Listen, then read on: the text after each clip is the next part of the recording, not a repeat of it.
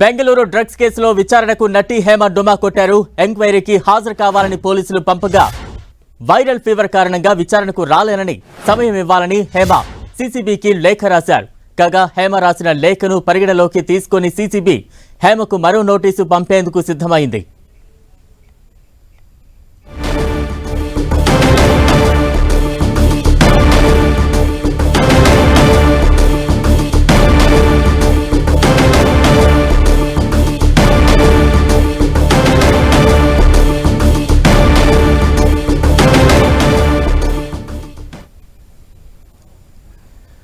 అనారోగ్య కారణాలతో బెంగళూరు పోలీసుల విచారణకు నటి హేమ దూరంగా ఉన్నారు. తాజా అప్డేట్స్ అందించేందుకు మా ప్రతినిధి సునీల్ సిద్ధంగా ఉన్నారు. సునీల్,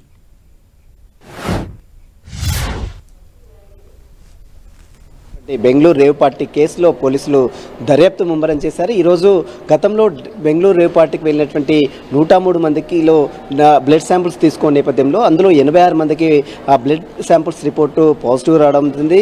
వారందరూ కూడా విచారణకు హాజరు కావాలంటూ కూడా ఇటీవల ఒక్కొక్క డేట్ని ఇస్తూ పోలీసులు నోటీసులు జారీ చేశారు. ఇక హైదరాబాద్ సినీ నటికి చెందినటువంటి హేమకు సైతము 41A CRPC నోటీసులు జారీ చేశారు. ఈరోజు ఉదయం 11 గంటల ప్రాంతంలో బెంగళూరులో ఉన్నటువంటి central crime branch police station ముందు విచారణకు హాజరు కావాలంటూ కూడా అటు హేమకు బెంగళూరు పోలీసులు నోటీసులు జారీ చేశారు. కానీ పోలీసులు జారీ చేసిన నోటీసులకు హేమ మళ్ళీ రిప్లై నోటీసులు ఒక లెటర్ని అటు బెంగళూరు సీసీబీ పోలీసులకు పంపించడం జరిగింది. తాను అనారోగ్యంతో బాధపడుతున్నాను, ఈరోజు విచారణకు తాను హాజరు కాలేకపోతున్నట్టు కూడా బెంగళూరు పోలీసులకు హేమ ఒక లేఖను కూడా రాయడం జరిగింది. కానీ బెంగళూరు పోలీసులు హేమ రాసినటువంటి లేఖని పరిగణలోకి తీసుకోకుండా మరొకసారి ఆమెకు డేట్ ఇచ్చి నోటీసు జారీ చేసేందుకు బెంగళూరు పోలీసులు కూడా సిద్ధం కావడం జరిగింది. ఈరోజు హేమ ఎట్లకేటకు మనం మొదటి నుంచి అనుకున్నాం ఈరోజు హేమ వెళ్తుందా లేదా అనే దానిపై అటు ఇండస్ట్రీలో ఒక చర్చ సాగింది. కానీ హేమ మాత్రం ఈరోజు బెంగళూరు విచారణకు మాత్రం డుమ్మా కొట్టిందని చాలా స్పష్టంగా అర్థమవుతుంది. మరి మరొకసారి హేమకు ఎప్పుడు నోటీసులు జారీ చేశారు, మరి ఎప్పుడు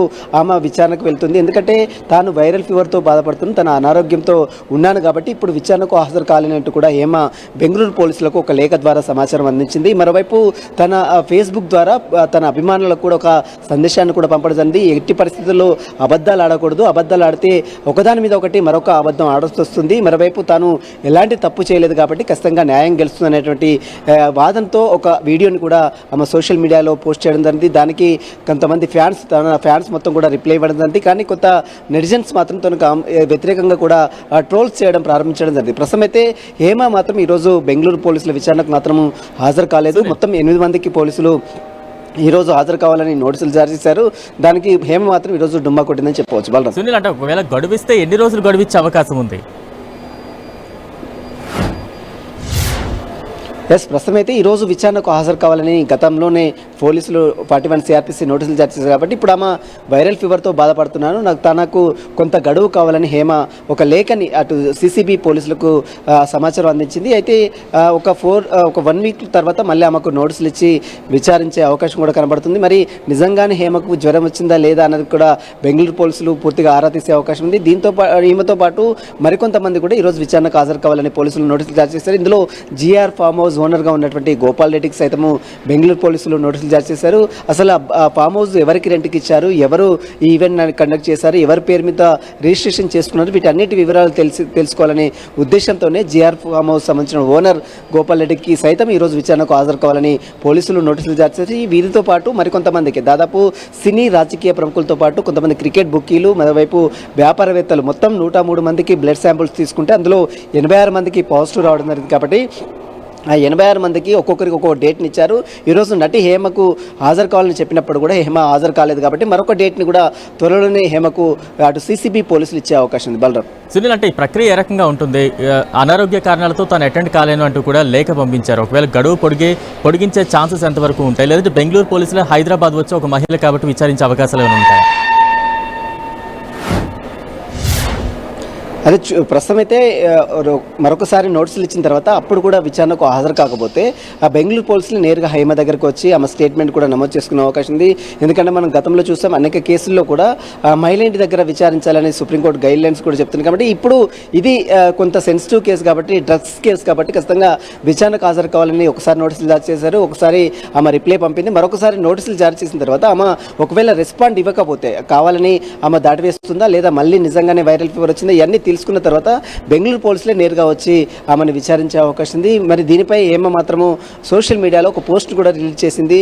తాను ఎలాంటి తప్పు చేయలేదు, అదేవిధంగా ఒక అబద్ధం ఆడితే మళ్ళీ కొన్ని అబద్ధాలు ఆడాల్సి వస్తుందంటూ కూడా ఒక పోస్ట్ని కూడా అటు సోషల్ మీడియా పెట్టింది. కాబట్టి దీనికి సంబంధించిన దానిపై ఇప్పటివరకు అయితే ఏమో రెస్పాండ్ కాలేదు. నోటీసులు ఇచ్చిన తర్వాత అసలు నేను పార్టీకే వెళ్ళాలని మళ్ళీ బుకాయించే ప్రయత్నం అయితే హేమ చేస్తూనే ఉంది. కానీ ఇప్పుడు బెంగళూరు పోలీసులకు హేమ లేఖ రాయడం, ఆ తర్వాత కొంత గడువు కోరడం పట్ల కొంత ఇండస్ట్రీలో కూడా ఒక చర్చ మాత్రం కొనసాగుతుంది. డ్రగ్స్ అంశానికి సంబంధించి ఎటువంటి విచారణ ఉంటుంది, ఎటువంటి ప్రశ్నలు సంధించే అవకాశం ఉంటుంది సహజంగా?